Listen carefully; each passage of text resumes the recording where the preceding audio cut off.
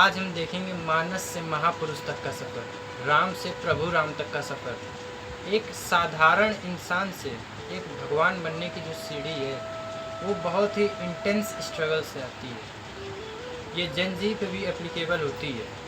अब जो प्रभु राम थे उन्होंने एक मनुष्य का ये अवतार क्यों लिया, तो इसमें हम कुछ खट्टी मीठी राम जी की प्रेम कहानी तो शायद आपको ना पता हो, फिर उनकी लाइट की स्पीड से भी जो तेज़ वो प्रहार करते थे वो उसकी चर्चा करेंगे। ये सब तो कोई ऐसे ही बात नहीं हो रही है, इसके पीछे रिसर्च की गई है और रिसर्च भी हुई है इस तुलसीदास जी की रामचरितमानस पुस्तक से। ये ग्रंथ जो है बहुत ही इंटरेस्टिंग है, एक बार हिंदी में इसको पढ़े बड़ा आनंद आता है। शुरुआत करते हैं राम जी के जन्म से। तो आप जानते होंगे कि दशरथ जी को काफ़ी वर्षों से कोई संतान नहीं थी, जिसकी वजह से उन्होंने एक यज्ञ करवाया और यज्ञ से कुछ प्रसाद वगैरह निकला। उसके बाद राम जी का जन्म हुआ। डायरेक्ट वहाँ से स्ट्रेट फॉरवर्ड लेते हैं। तो राम जी का जब जन्म हुआ तो अयोध्या वासियों में इतना उल्लास था। एक तो ये कि राजा के काफ़ी वर्षों बाद वृद्धावस्था में संतान हुई, दूसरा राम जी का इतना अद्भुत उनका रूप था कि जनता उससे हैरान थी और उसी से और ज़्यादा एकदम उनके अंदर हर्ष और उल्लास हुआ। हर्ष उल्लास मना रही है, अयोध्या गई और वहाँ कोई उस समय भेदभाव नहीं, कोई शूद्र कोई क्षत्रिय, ये सब का भेदभाव नहीं था। हर कोई राम जी को छू रहा था, उन्हें खिला रहा था, उन्हें प्रेम कर रहा था, अपने उपयुक्त उन्हें उपहार दे रहा था। आज तो पूरी वर्णावस्था बन चुकी है, लेकिन उस समय जो प्रेम उन्हें मिल रहा था हर वर्ण से, हर जाति से, वो बहुत ही मंगलमय था। उसके बाद धीरे धीरे राम जी बड़े हुए और उनके भाई भी। तो अब वो गुरुकुल गए। बचपन से ही जो राम जी थे लीडरशिप स्किल्स सीखते हुए चल रहे थे। ये पहली स्किल थी उनकी। लीडरशिप स्किल के ज़रिए वो एक बाल सभा बनाते थे। बाल सभा में अब वो तो लीडर ही का रोल प्ले करें, क्योंकि लीडरशिप स्किल जो थी उनके में, अब लीडर का रोल प्ले करते थे। और जब तक डिसीजन फाइनल नहीं होता था, खाना खाने ले जाते, माता बुलाती थी, पिता बुलाते थे, लेकिन डिसीजन लेने के बाद आखिरी में जाते थे। ये होती है एक काउंसिल की, एक असेंबली की, एक मीटिंग की इम्पोर्टेंस ये होती है। फिर दूसरा, आगे वो गुरुकुल में गए, वहाँ पे उन्होंने टीचिंग और लर्निंग स्किल को अपनाया। टीच करके लर्न करना, जानते हैं वो वहाँ गुरुकुल में गुरुओं से जो शिक्षा लेते थे बहुत ही कायदे से, बहुत ही तरीके से उसे सुनते थे, बहुत एकदम गहराई से, एक एक शब्द, और फिर उसके बाद अपने भाइयों को समझाते थे। ये बहुत अच्छी टेक्निक है, आप भी इसको यूज़ कर सकते हैं। आपके पास मानिए कोई नहीं है सुनाने वाला, आप एज्यूम कर सकते हैं, आप किसी को मान के पढ़ा सकते हैं। मैंने भी किया है, बाकी काफ़ी लोग करते हैं। लेकिन ये जो स्किल है बहुत इम्पॉर्टेंट है और ये बहुत मददगार भी होती है। ये एक एवरेज बच्चा जो होता है वो सिर्फ खुद पढ़ता है, रिटेंड करता है, लेकिन जो रिटेंड करके और फिर दूसरे को शेयर करता है, उसका जो नॉलेज है वो एक टॉपर से मैच करने लगता है। तो ये एवरेज और टॉपर के बीच का डिफरेंस होता है, और राम जी इसी डिफरेंस से एक सिंसियर स्टूडेंट थे, अपने गुरु के सबसे प्रिय शिष्य राम जी थे। तीसरी स्किल जो उनमें थी वो एक स्किल नहीं कहेंगे, लेकिन एक पर्सनैलिटी कहेंगे।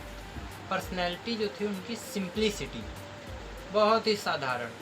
अब राजा के पुत्र थे, इतना बड़ा राजमहल था, इतने बड़ी बगीचे, उपवन, ये सब था उनके पास, लेकिन तब भी वो खेलते कहाँ थे?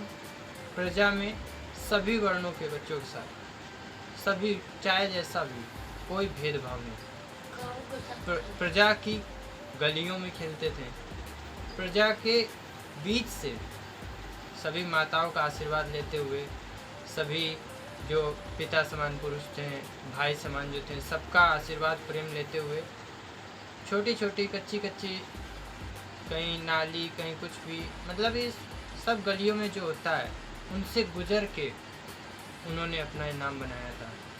कोई साधारण नाम नहीं बनाया और ये एक साधारण पुरुष से बनाया है।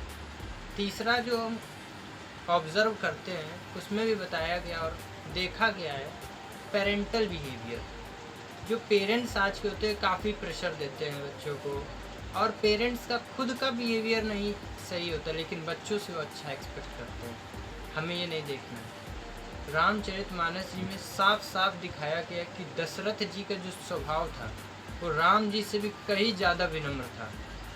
किसी भी संत को देखकर वो इस तरह उनके चरणों के धूल में गिर जाते थे जैसे एक दास। इतना साधारण, इतना विनम्र उनका था, राम जी को भी उन्होंने पीछे कर रखा था। तो पेरेंट्स का भी बहुत अच्छा रोल देखने को इसमें मिला है और हमें भी सोसाइटी में ऐसे ही मेंटेन करना चाहिए। सिर्फ स्टूडेंट्स नहीं, इनके पेरेंट्स जब दोनों मिल देंगे तब जाके एक बच्चे का जो मानसिक और शारीरिक या जो भी हम विकास बोले, पर्सनैलिटी, सारा विकास तभी हो पाएगा। पेरेंट्स का भी बहुत अच्छा रोल होता है।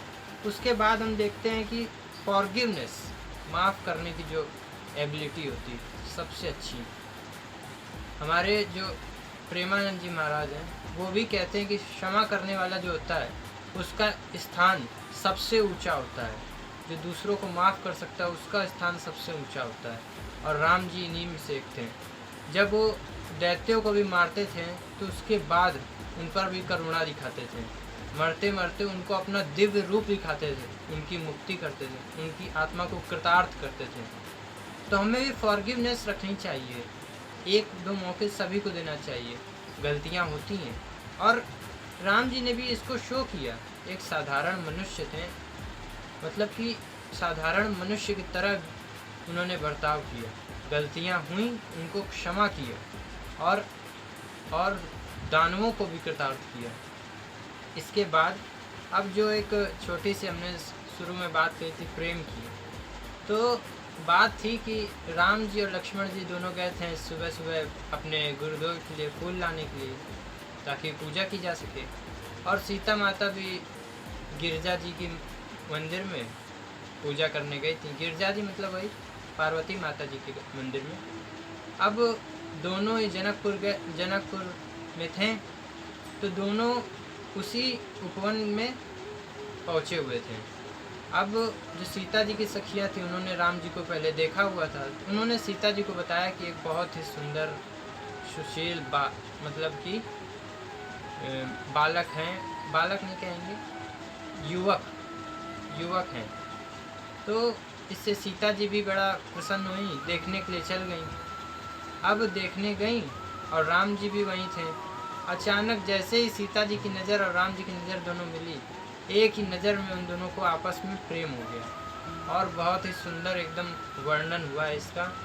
इतना गहन प्रेम हुआ कि सीता जी ने उसके बाद से किसी दूसरे पुरुष को देखा भी नहीं, न राम जी ने। तभी वो सीता माता ने आखिरी में धरती में समाधि लेते समय भी प्रतिज्ञा ली थी इस बात की। और राम जी तो पुरुषों में उत्तम इसीलिए कहे जाते हैं। तो दोनों का वर्णन इसीलिए हुआ है। और हमने कृष्ण जी की प्रेम लीला सुनी है, राम जी की नहीं सुनी थी, और ये हम लोग को जानना ज़रूरी था। उसके बाद आते हैं कि विनम्रता कहाँ दिखी। तो विनम्रता जब धनुष तोड़े जाने वाला था, राम जी को बुलाया गया। अब राम जी गए, उन्होंने इतनी तेज़ी से धनुष को उठाया, उस पर प्रत्यंचा चढ़ाई, धनुष तोड़ दिया, प्रजा देख नहीं पाई। पूरा लाइट की स्पीड से काम हुआ और इस लाइट की स्पीड से भी ज़्यादा तेज़ काम हुआ था, तभी तो प्रजा नहीं देख पाई। और बस सबने देखा कि धनुष टूट गया। ये उनका शौर्य था, उनका प्रताप था, उनकी शक्ति थी। फिर उसके बाद हमारे यहाँ परशुराम जी, थोड़ा लक्ष्मण जी परशुराम जी में नोक झोंक हुई। उसके बाद राम जी ने बहुत ही विनम्रता से परशुराम जी को समझाया, नहीं समझे। फिर क्या, राम जी ने अपने कुल के बारे में बताना चालू किया कि हम विप्रों पे अर्थात ब्राह्मणों पे कोई प्रहार नहीं करते हैं। नहीं, हमारे जो रघुवंश हैं उनमें बहुत सी कथाएं प्रचलित हैं, आप तो इससे अनजान नहीं होंगे। ऐसी बातें की राम जी ने, और जैसे ही थोड़ा सा उनका तेज दिखा, परशुराम जी समझ गए कि ये विष्णु जी के अवतार है, और हाथ जोड़ के चले गए। तो यहाँ से जनजी को ये सीख मिलती है कि विनम्र एक लेवल तक रहो। अगर इस लेवल को भी कोई पार कर रहा है, तुम्हारी विनम्रता को भी कोई अगर ठोकर मार के आगे बढ़ रहा है, तो तुम कमज़ोर मत बनो। तुम्हें उसको टक्कर देने के लिए अपना लेवल बढ़ाना पड़ेगा और उसके ऊपर जाना पड़ेगा, अपने शौर्य को दिखाना पड़ेगा, अपने प्रताप को, पीछे नहीं हटना होगा। और राम जी कभी भी पीछे हटना नहीं सिखाते थे, वो हमेशा डट कर युद्ध करना सिखाते थे, लेकिन एक लेवल के बाद, एक विनम्र आवेदन के बाद। उसके बाद उन्होंने भी अपना शौर्य दिखाया, प्रताप दिखाया। ऐसे ही हमें भी सीखना है। और फिर आखिरी में एक छोटा सा इनिशिएटिव है, छोटा मुँह बड़ी बात। छोटा मुँह बड़ी बात में ये है कि राम जी ने मनुष्य अवतार लेने के लिए हमको एक सीख देने के लिए अवतार लिया कि कैसे एक साधारण मनुष्य एक भगवान की पदवी पा सकता है। आज देखिए प्रेमानंद जी महाराज शुरू में एक साधारण से बालक थे जब वो घर से निकले थे, आज वो भगवान की पदवी को पा चुके हैं। और ऐसे ही बहुत से लोग हैं, स्वामी परमहंस स्वामी विवेकानंद जी और स्वामी दयानंद सरस्वती जी, ये सब उस पदवी को छू चुके हैं, तो एक की पदवी को पा सकते हैं। हम सब में ही भगवान है। अगर हम किसी गरीब की मदद करेंगे तो हम उसके लिए भगवान। और मैं पूरी वीडियो में आपको ये बताना तो भूल ही गया कि यहाँ पीछे एक मैंने श्लोक लगा रखा है, बहुत ही हाथ से बहुत उससे मेहनत लगी लिखने में। छोटा छोटा लिखा है, दिख नहीं पा रहा होगा। उसमें लिखा हुआ है, राम रामेति रामेति रमे रामे मनोरमे सहस्त्र नाम तत्तुल्यम राम नाम वरानने। एक समय था जब पार्वती जी विष्णु जी के 1000 नामों की स्तुति कर रही थी। तब शंकर जी ने उन्हें बताया कि किसी भी अन्य 1000 नामों को ना लेने के बजाय अगर तुम एक बार सिर्फ राम नाम ले लो तो 1000 नाम के बराबर हो जाता है। तो एक बार मेरे साथ राम राम बोल लीजिए फिर से।